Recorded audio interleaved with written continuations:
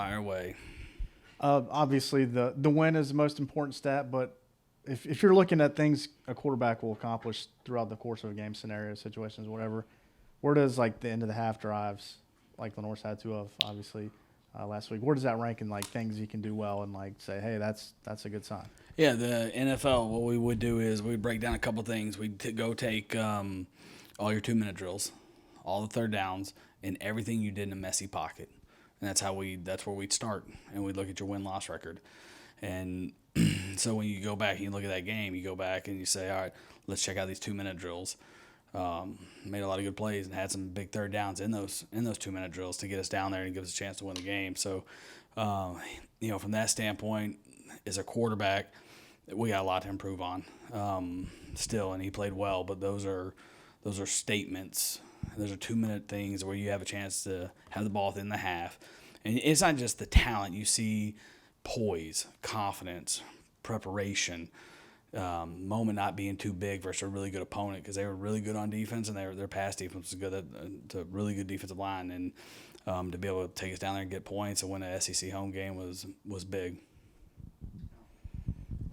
You guys have been mostly healthy this year, but you just lost a tight end and Brady and a couple others questionable per Shane yesterday. How do you go about kind of not rebuilding but working on that tight end room this week, down some guys?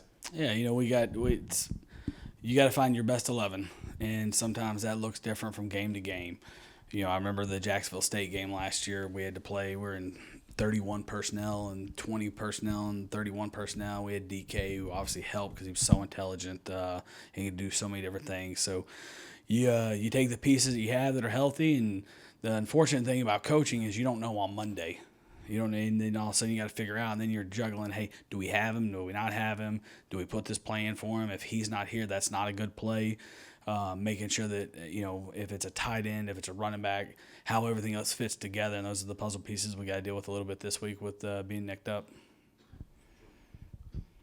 They said on the broadcast that when Lenoris was going through the fumble phase that you didn't show him his fumbles, but you showed NFL quarterbacks fumbling. Is that true? And what was the point behind that and that teaching tool? We definitely showed him his.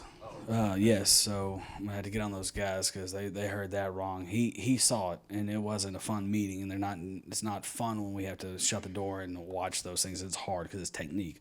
But it's just education. Like, we've talked about this on multiple things. Like, he doesn't have a lot of filed reps.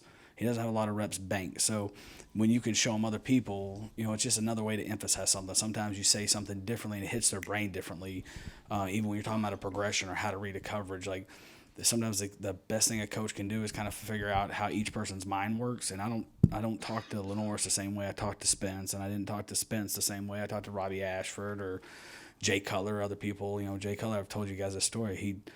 We play in Kansas City, and he takes a safety. And I get on the phone with him, and I'm like, hey, you can't do that right there. And he's like, oh, what? You don't want me to take an effing safety? You don't think that's smart? And just hangs up the phone. I'm like, oh, all right. So then I get back on the phone later. I'm like, hey, great job on the third down, making the flipper call. Now, we get back to that safety situation. You got to know where your hot is. You got to know where your outlet is. And then, hey, the next situation, be ready for this. He's like, hey, I like what you did right there. I'm like, what'd I do? He's like, stroke, spank, stroke. I like that. Like, that. From now, that's how we're going to operate. So you're always finding ways to get through to each person, and sometimes seeing someone else at the highest level doing it. And I think the 2 weeks ago, unfortunately, it was a big week of quarterback fumbles. There were a lot in college football and the NFL. And, when you're a guy that can extend plays with your legs and make plays with your legs, that's going to happen. And, it's the fight another journey. And everyone wants to talk about ball security and tell him to protect the ball until he's pulling that Houdini stunt at the end of the game. And then everyone's like, yeah, do that more. So there's a cost in doing business. So we try to educate him as much as we can. And sometimes that uses different props and different people and different tape and different situations. So we're just filing things away and letting him understand he's so smart. Once he figures out why something happens, then in moments that's how we correct those things, is because we keep showing and educating him. Yeah, kind of going off that with Lenoris breaking out of that third down sack, what's kind of your reaction in the moment in the press box when you see him escape out of that and pick up the first down? Well, I'm mad at him at the time because Brady's wide open and he should check the ball down right there and we're going to get the same result. We said this before. His legs were going to allow him to develop. All right, so if he could just win in the win in the pocket, then we'd sit back there and drop back and do all that stuff. And he's going through his progression. He flushes a little bit earlier than what he should have because Brady's coming wide open on the shallow. And when he breaks out to the right, because the protection was pretty good right there, and Rocky did a great job stepping up and stopping the Mike linebacker running through, and I thought we were solid, and he takes off. And now his ability, his strength, his power to get out of those situations allows him to have success as he's developing as a passer as well. So for him, in my mind, I'm sitting there thinking like, how did we miss that? Don't scramble to your right. Great play, like in your mind, you're like, at the end of the day, like he has some eraser qualities that we got to keep coaching and navigating through the sticky situations that we can get ourselves into as well. But like that's talent and that's strength and that's mom, dad, and God gave him a gift that way.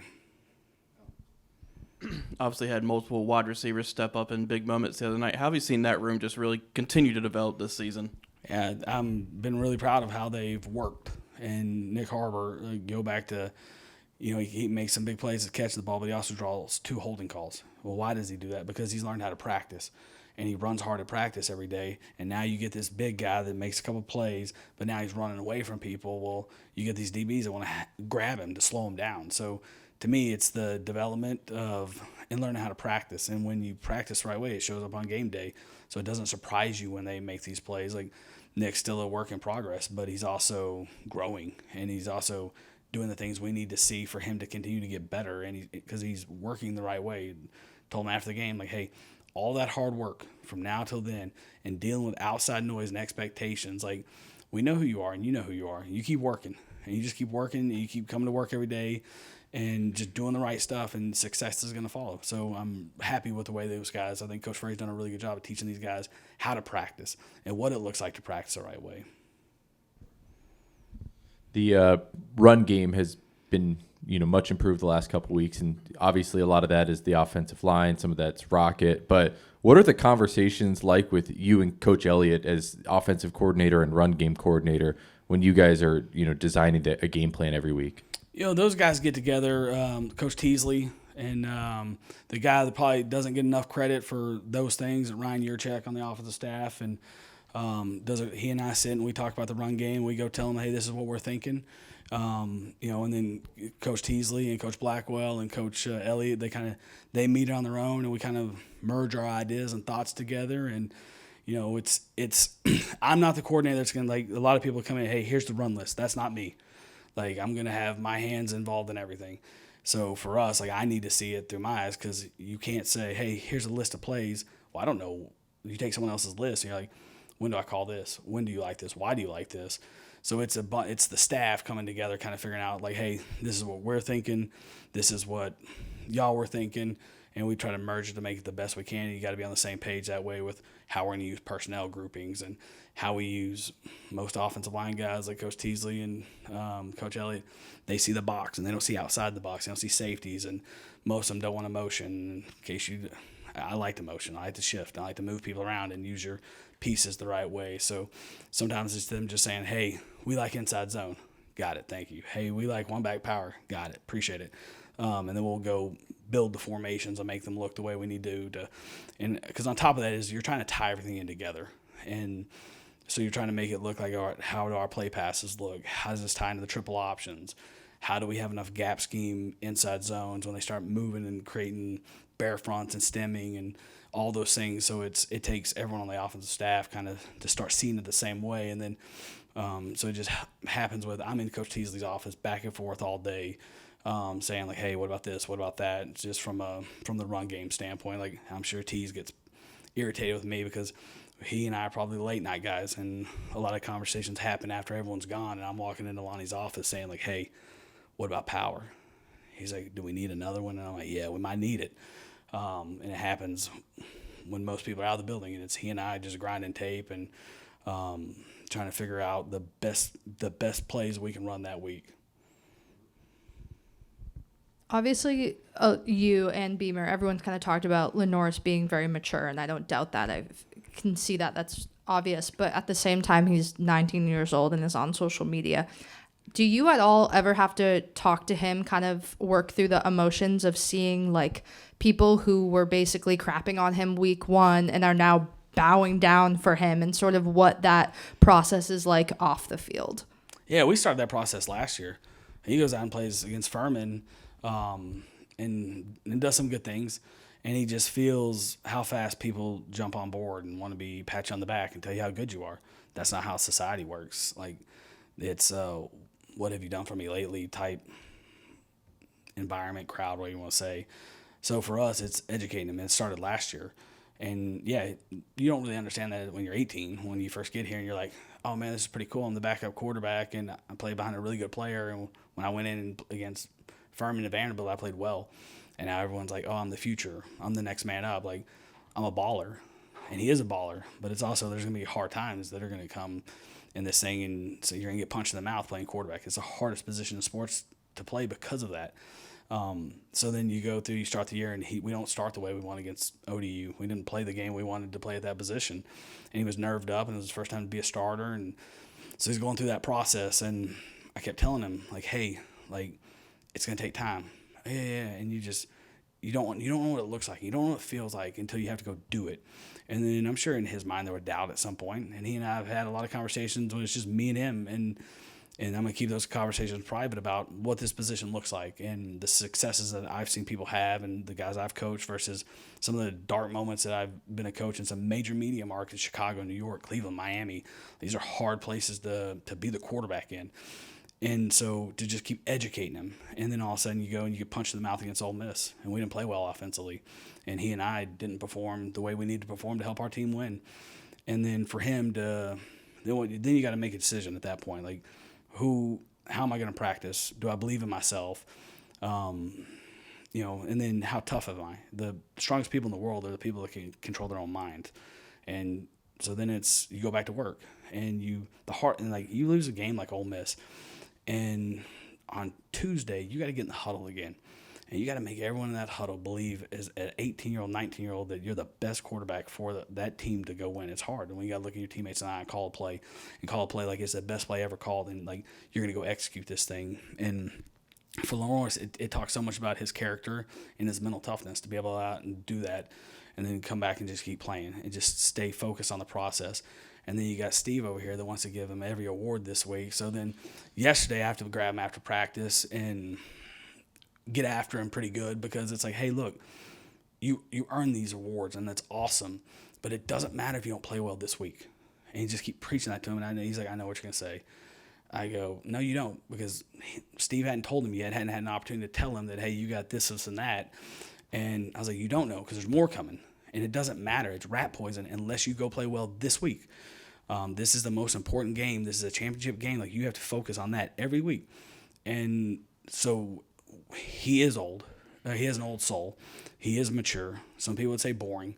But he's level-headed. And that goes back to his mom and dad and doing like that. It's important at that position to stay that way, because it's so easy to ride the roller coaster of emotion that comes with playing a quarterback. Because on Saturday night, you win a game like Missouri, the way we won the game in a 2-minute drill where he got us down there twice. The last 2 drives of the game, we had a rough third quarter. Like, it wasn't great. We didn't have a lot of possessions, but it wasn't clean. But at the biggest moment, like, I knew we had a chance when the ball was in his hands with a minute 10 left or minute 06, whatever it was. I'm like, we're right where we need to be. And this is what I told him before the game started. I go, I hope it comes down to a 2-minute drill for you. I hope it comes down to that, because it's going to be a tough game. And you're dealing with the point spread and all that other crap. And they hear this stuff. They hear the rat poison that's out there. And Lenoir does a really good job of blocking that stuff out. And just keep educating him. We keep talking to him about that stuff. It seemed like in the post-game conversation, everybody was excited when the shovel pass play was called. What inspires so much confidence in that play, whether it's from you or from the guys? Well, the reason it got played in times of crisis, you think players, not plays. So there's 3 people that touch the ball in that situation. You got 16, you got 5, and you got 6. It was going to be one of those three because he's reading that defensive end. The defensive end squeezes out. He pops the ball on the perimeter to Josh. The defensive end ran up the field, and he shovels it to 5. And they brought a weak safety pressure. When I saw the pressure was coming, I'm like, this is probably going to be better than I thought it was going to be. I didn't know it was going to score. I thought it was going to give us a chance to have a really good play and be, if worst case scenario, we're going to have a really good play, and it's going to be, we're going to have a third down and manageable to go try to take a shot to win the game before we kick a field goal. And it was, so when we called the play, it was, in my mind, I'm thinking it's these 3 guys, our best 3 guys are going to touch the ball in this moment. So it was an easy play call from that standpoint because you're thinking players over plays. And those guys went out and executed. Rocky did a great job running through people. The play was blocked well. Lenore's executed it perfect. The thing is, number 11, who is the first guy that hits him, he should be in the flat with Josh. So if the end would have squeezed, I think we put the ball on the perimeter. We had that thing blocked up, and I think Josh is going to score as well. So in that moment, it was similar to the play we ran against Alabama when to Oscar. It was we formatted different, changed around a little bit. We changed the presentation of it, but it was a play that we had good reps on, good players touching the ball, and in that moment, when you get down there, the confidence is so high. When DeCamp made the catch and took it out the back door, and we were blocking them well, like in that moment, I think that the shovel pass gets credit because it worked. Like I think there were a lot of other plays that could have worked in that moment as well because we had a confident group. Appreciate you guys.